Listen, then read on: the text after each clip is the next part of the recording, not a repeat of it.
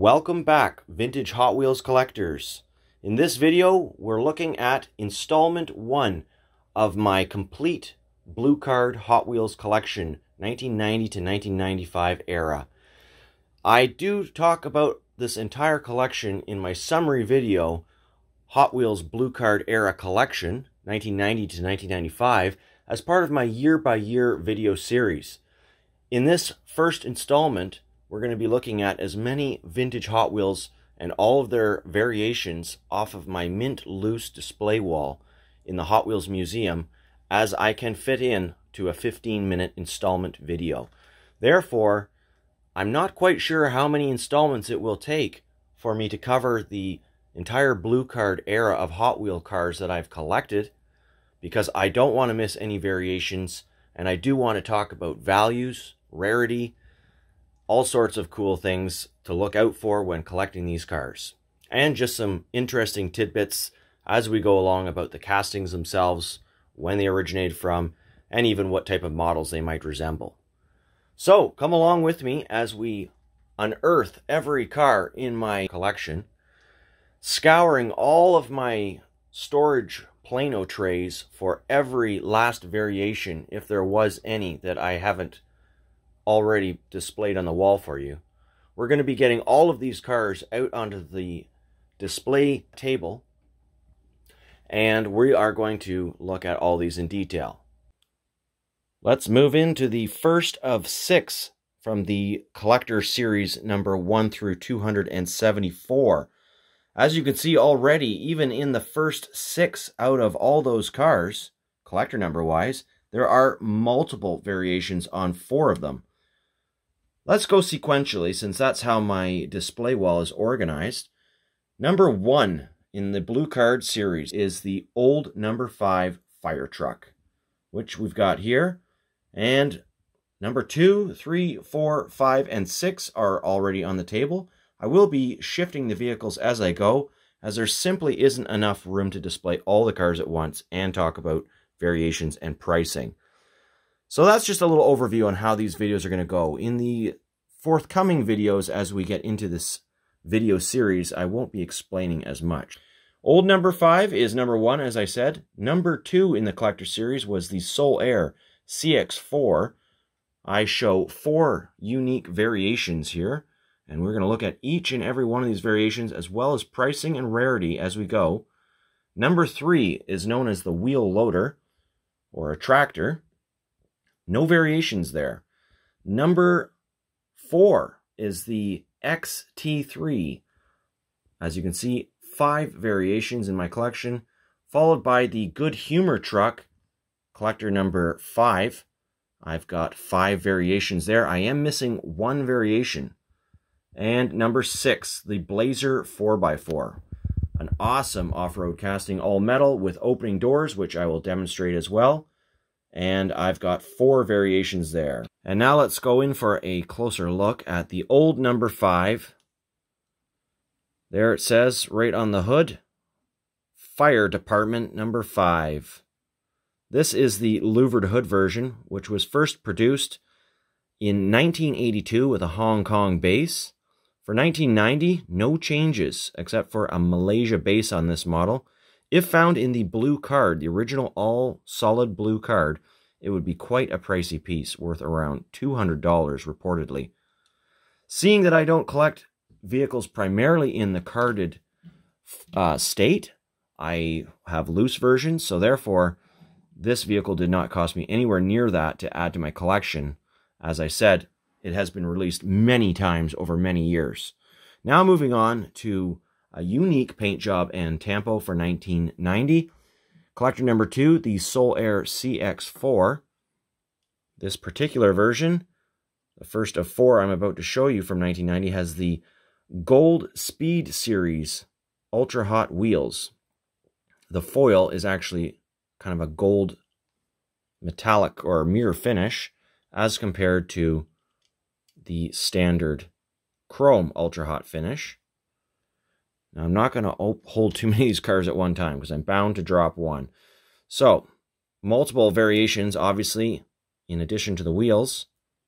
Here's a demonstration of the cowling opening up, revealing that metal engine. The top of the engine is painted black. And these would have featured a Malaysia base. This is the most expensive variation. I can't remember what I paid for mine. I do believe it was an opener. I think I had a bad card. Opened it some years ago. Could be worth as high as $150. Here again is the regular version, so not worth anywhere near what that variation that we just looked at is worth, because these were commonly produced with the chrome Ultra Hot wheels. These are worth probably around $10 to $20 on a mint loose card. And when I go for pricing, I will, if there's a huge discrepancy in pricing versus carded to loose, that's why I'll mention it, as with the old number 5.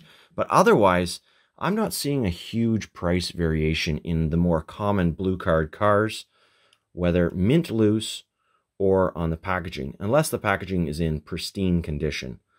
So here we have the silver Hot One version. This is one of the rare Solar Air Cx4s, second rarest to the gold Ultra Hot version, and this one featured a plastic base. It took me a number of years to finally get a nice mint loose example, and I also have one carded.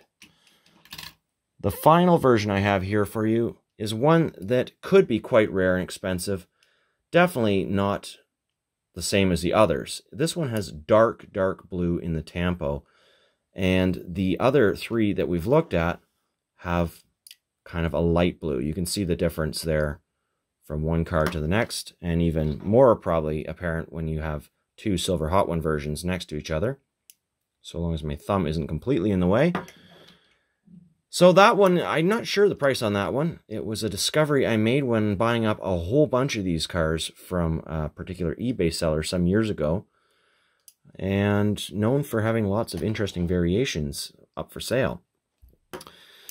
Now, just as a backstory for the Solar Air Cx4, it did come out in 1989, just 1 year previously, with this purple in the tampo. Everything otherwise pretty well the same.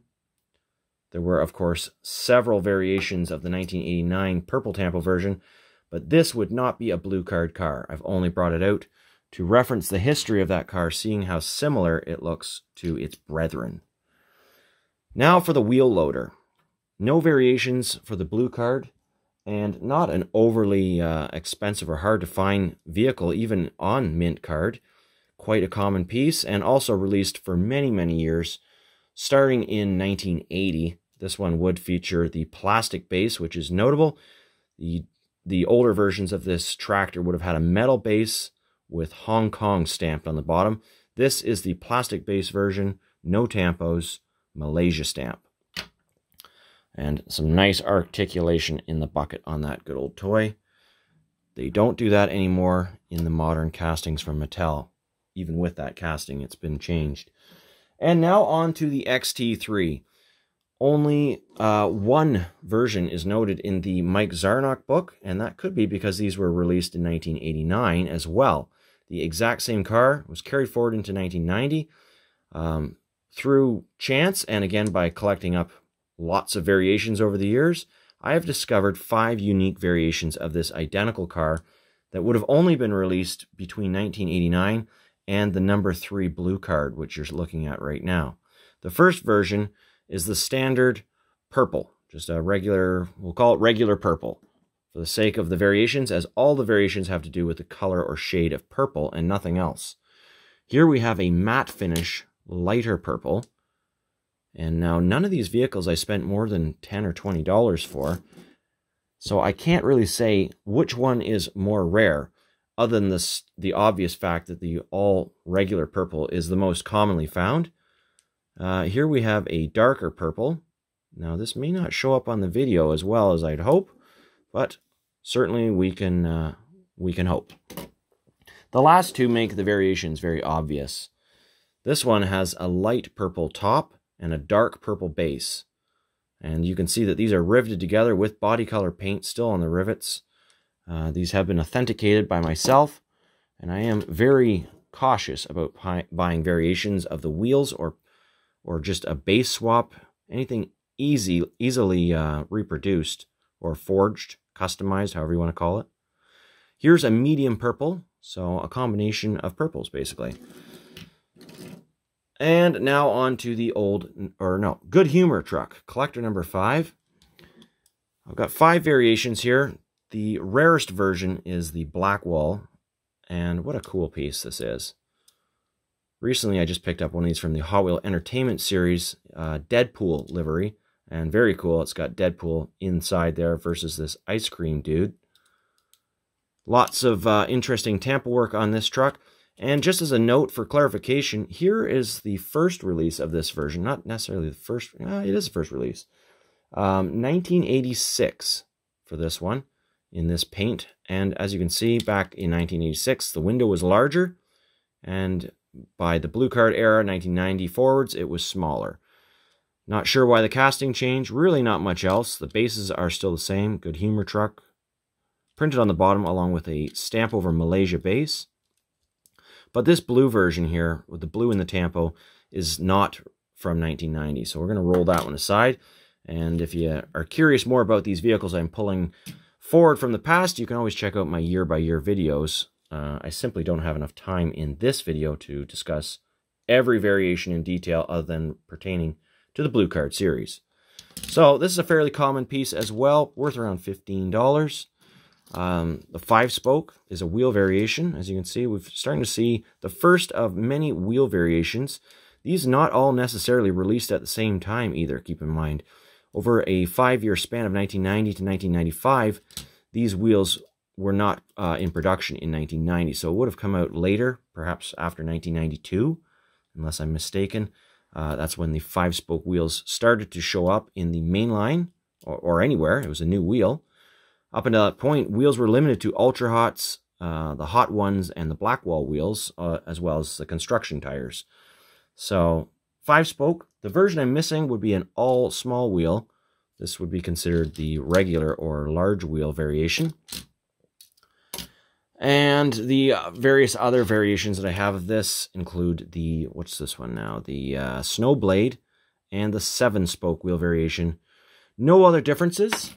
However, I have noted that there is a slight tampo change between these two 7-spoke variations that I have. Now, this could just be a factory blotting error with the tampo delivery onto the castings, but it does seem that the black is much bolder around the signage adjacent to the window and slightly larger. So I believe that is a larger tampo variation as to do with the advertisements on the side of this vehicle. Again, these are not overly uncommon though, so easily found for anywhere $1 to $5 if you're lucky. The same cannot be said true for quite possibly the favorite casting in this first 6 would be this Blazer 4x4, Chevy Blazer 4x4. A good old casting available in 2 paint variations and a total of 4 wheel variations with those paint combinations. As you can see, we have the CTS wheel and the CT wheel, both on the blue, and then CT and CTS on the black, more familiar Blazer. And by more familiar, I mean these vehicles have been around for quite some time and were released, again, consistently through the years up and through the Blue Card era, at least for a time.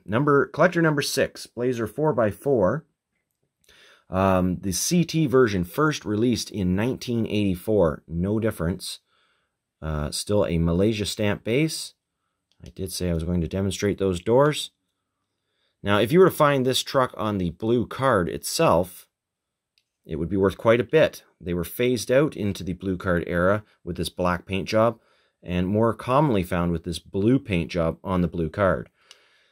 These trucks, however, are quite common. As I said, once again, released since 1984, this could well have been a 1984 packaged vehicle, and you would never be the wiser now that it's loose. That's not the case. I've just happened to have mint loose versions. And here we have the CTS version. Again, no difference.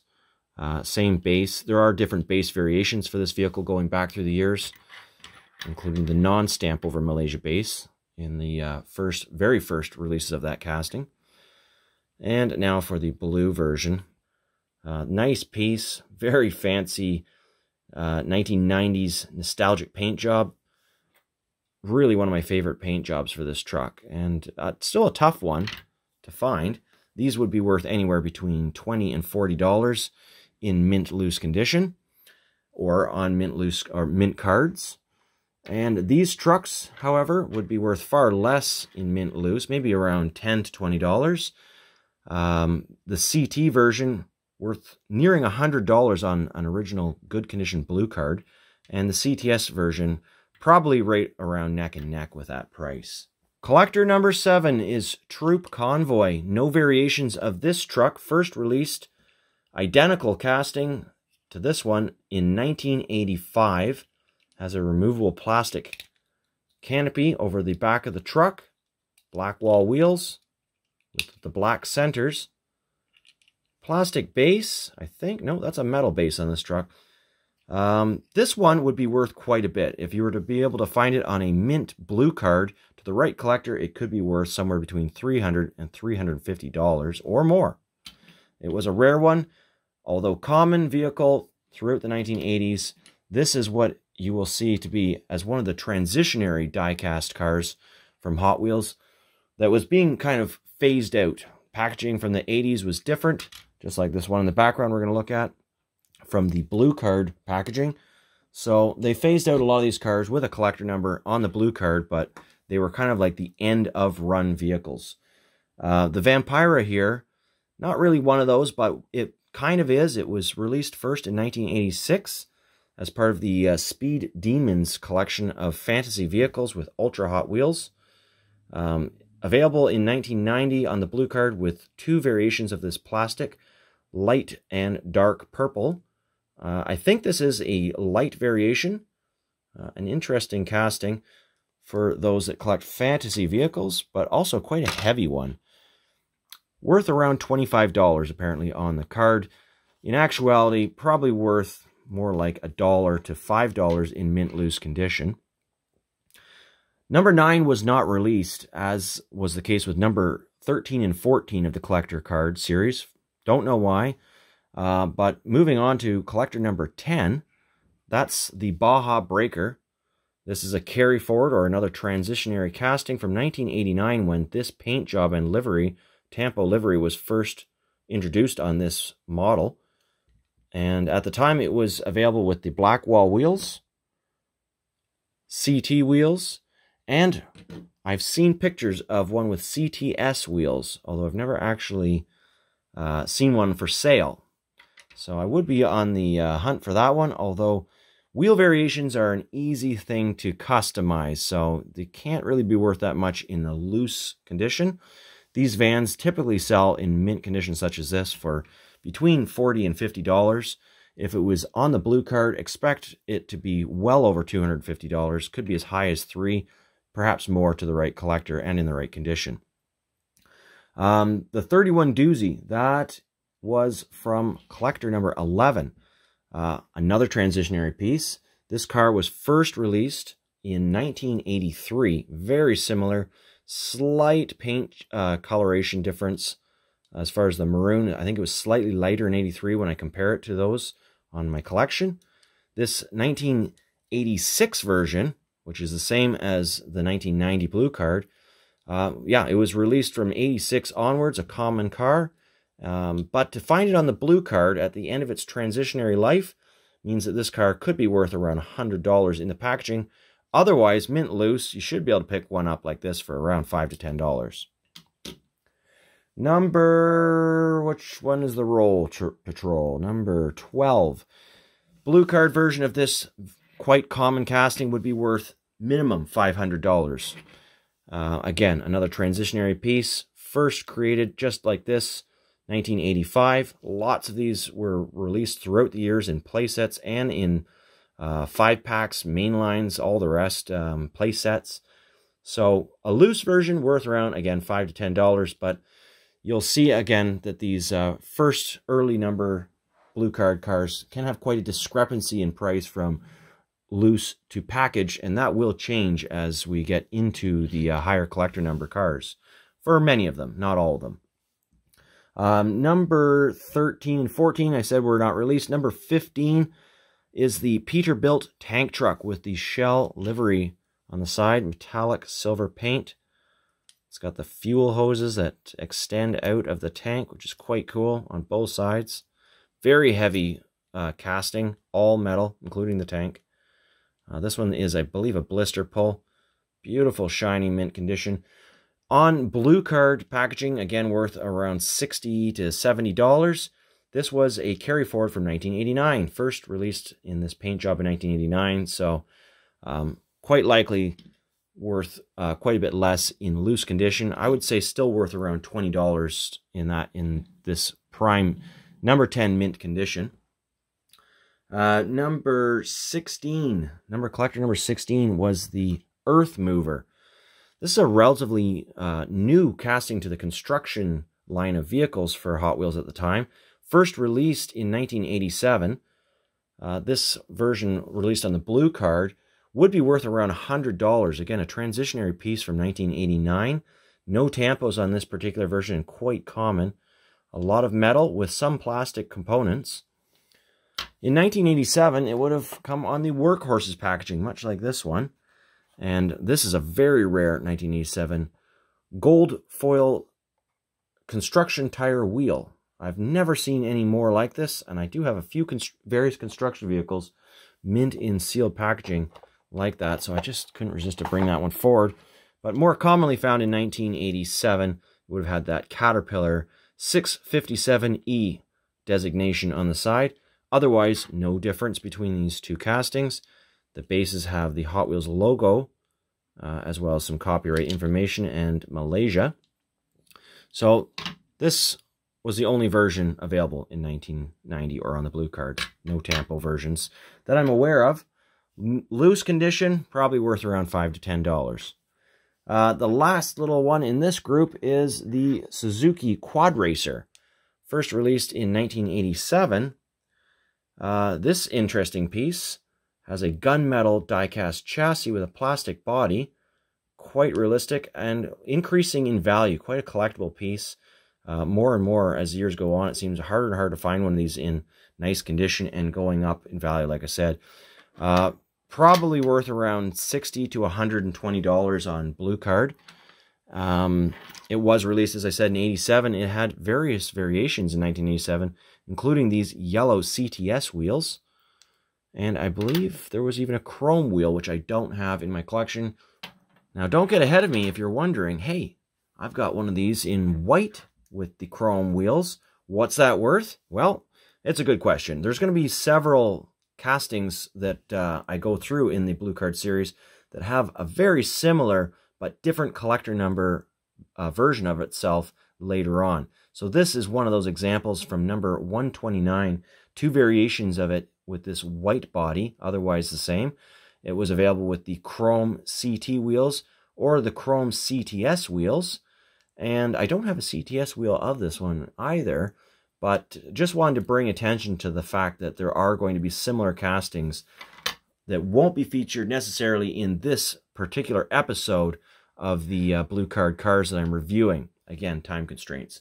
Lots of those cars. So we're going to pick up where I'm leaving off here in the next video. Well, thanks for joining me on this adventure of looking at some vintage cars. There's going to be plenty more videos just like this as I cover the Blue Card era of cars in my collection behind me. Starting with collector number 18, the Mercedes 540K is where I've left off. We'll look at as many cars as I can in about a 30-minute video. I think is more realistic given how much detail I like to present for this type of die-cast review. And speaking of which, there will be still my regular shows such as Greenlight reviews and Auto World, anything new that I've picked up in stores or would like to share with you. But I am going to stick to one video a week minimum to cover the Vintage Blue Card series, as well as a whole bunch of other amazing series of cars that were released in the first 5 years of 1990s. Next up is going to be the revealers. I have a huge thank you to David Lee. If you're watching this, stay tuned. I haven't forgotten. I'm cherishing the cars you sent me to complete my revealers collection. And the entire revealers collection will be reviewed in the next wave of, or installment of old vintage Hot Wheels. They're coming straight off my wall onto the table. We're going to check out those And of course, we will also go through with all the regular collector number cars so that we can get to the end, number 274, and then on into 1996. Happy hunting.